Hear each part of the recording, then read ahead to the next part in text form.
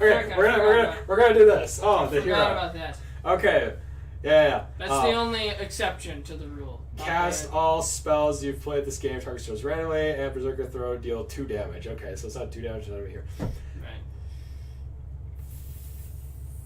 5? I go 5 stars. I would go 5. I mean, this is essentially Yogg and a hunter. Except you replay the spells you played this game, which most hunter spells that you're going to be replaying with this are dope.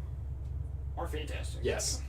5. The only card that you're probably maybe going to end up hitting yourself with is either Flanking Strike, Kill Command, or Baited Arrow, and that's the problem.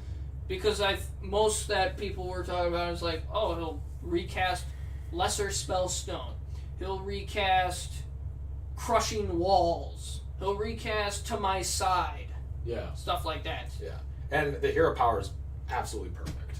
It's the balanced. hero power is fine. For the battle cry, for what you're getting from the battle cry, the hero power is absolutely perfect. It's just a little underpowered for what you're expecting a hero power to be from a hero card. 2 damage, target anything, I think is perfect. It's good, but it's not a great hero power. I'm still giving this a 5, though. I still give it a 5. Yeah, alright. Now Paladin cards, and now Paladin cards. Alright. Paladin.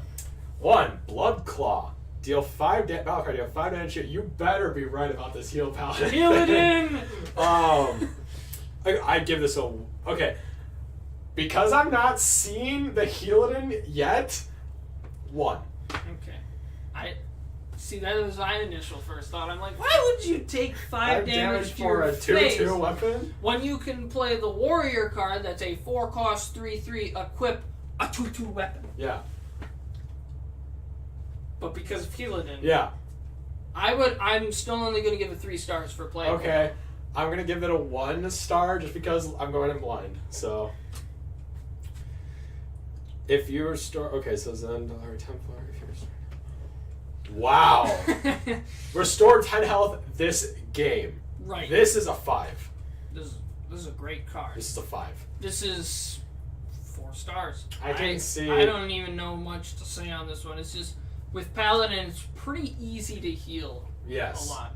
Apparently, you don't remember that part though. But. No, I just think healing as often as to recover this 5 the next. Like, are you saying you can recover this 5 damage the next turn? Oh, you probably could. Okay, I'm missing that, but I'm overall 10. I mean, you 10 have health is easy. You have Holy Light. Holy Light heals 6. Okay.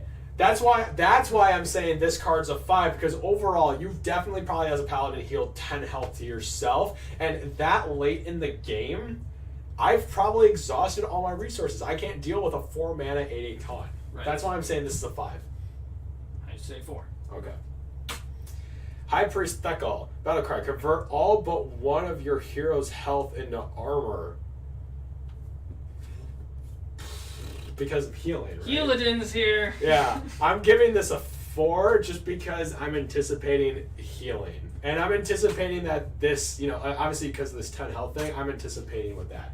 Also, I can see this being played in a unique paladin. This is literally what creates Healadin.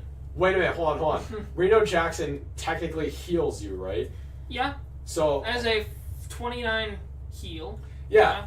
Okay. I can get behind this. I would give this a 4. 5. 5 stars. This is what creates Healadin. This is literally what is creating Healadin. Interesting. Because I can see now that. You can heal all that health now that you're at that 1, and now you have a bunch of armor as well. I just noticed something. Look at his gloves.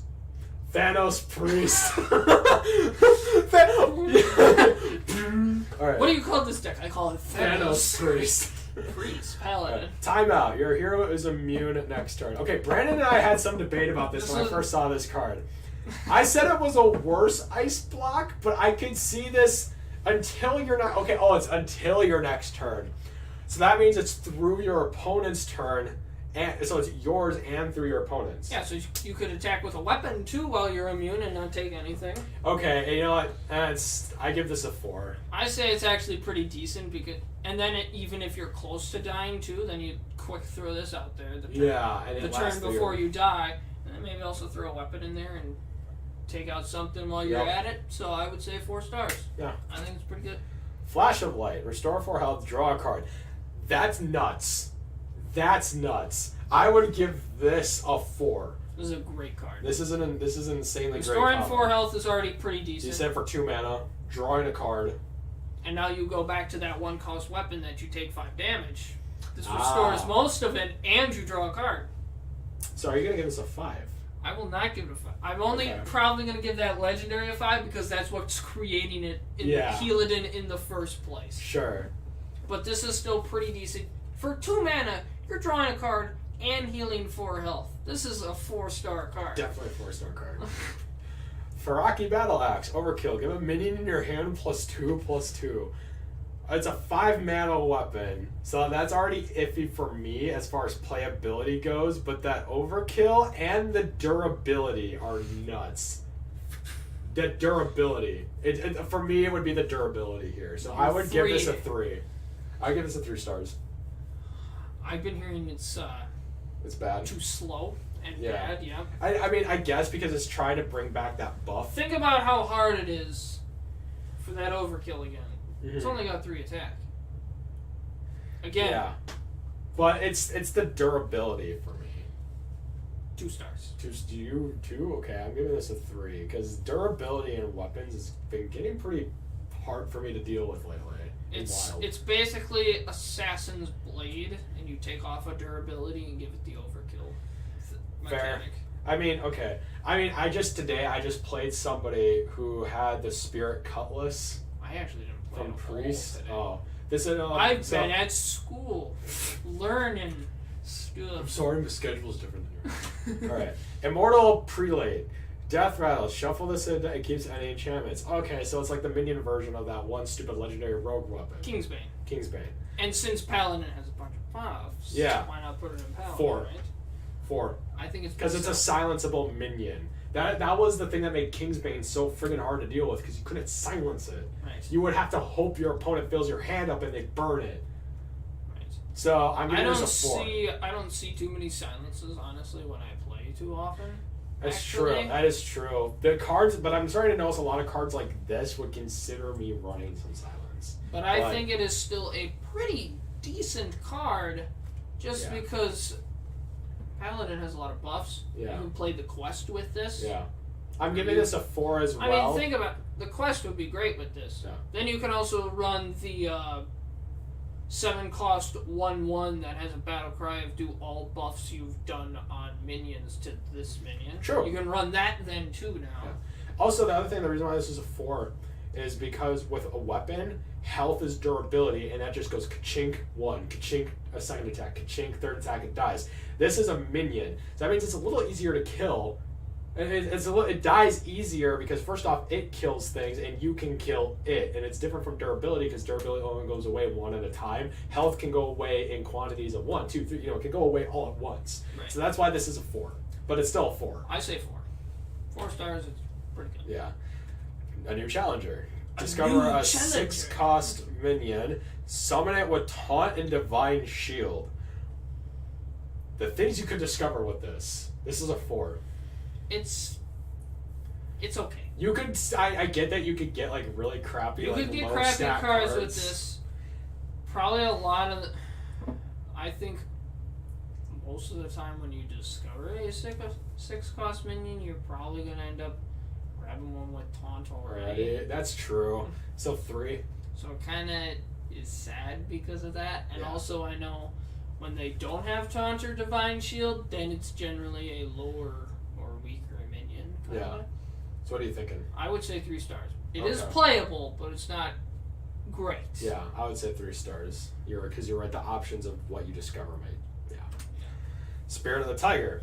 Stealth for 1 turn. Do all of them have stealth for 1 turn? Yes, all the spirits have stealth for 1 turn. After you cast a spell, summon a tiger with stats equal to its cost. That's going back to the buff thing now. So, okay, but with Paladin, their buffing is kind of low. Their mana's, their spells that buff have low mana cost. Right. So I'm thinking when you play a 2-mana minion, it's going to be a 2/2/2. It's a 2/2, yeah. A 2-mana 2/2, okay. Right. 2. I would give this a 2. I so far the spirit cards haven't been really speaking to me, so I say this is a 2. This one's kind of interesting because once again you go back to the quest paladin and the buffs and everything. So I think that just kind of exemplifies it a little bit more. Yeah. So I would say 3 stars. I'm looking at the mana cost too for what it is. Right. So that's why I'm giving it a 2. I would give it the playable though. Okay. And this is the guy that I was kind of iffy about at first, but then I forgot that it had Divine Shield, Rush, and Lifesteal. This is a 4 now. This is a 4 for me. It takes a while before he starts coming out. Yeah. That's the thing. But if you are once again quests, buffing, this is cool. Yeah. This is awesome for This is one of those things where I want to see in the late game, or I would want to see in my starting hand to mulligan, so I know I want to draw it, like reduce the risk of drawing it, Right. Yeah. I think all those cards kind of combined is maybe going to create a quest paladin. Okay. But since there's no particularly one card you can pin it to, none of them get the 5 stars. Sure. Because it's just kind of all of them together create that. All that buff and everything. But this is still a solid card that helps go with that. Yeah. Because you're buffing, you're making this cheaper, you're summoning stuff with the Spirit of the Tiger. Yep. You're finishing off your quest, you're probably giving buffs to your Immortal Prelates. That's fair. I give this 4 stars. Okay. Now, overall, that being said, the individual cards, I still stand by my rating, but as a deck overall, I do agree with your analysis about the Quest Paladin and the Heal Paladin. That might be the thing that I run now instead of Reno Major Wild. Paladin I actually really like playing Paladin. Okay. Paladin might become one of my new favorite classes. I don't know if it is my favorite, but my favorite for some reason when I first started has always been Druid. Interesting. All right. Just because here's a bunch of big guys.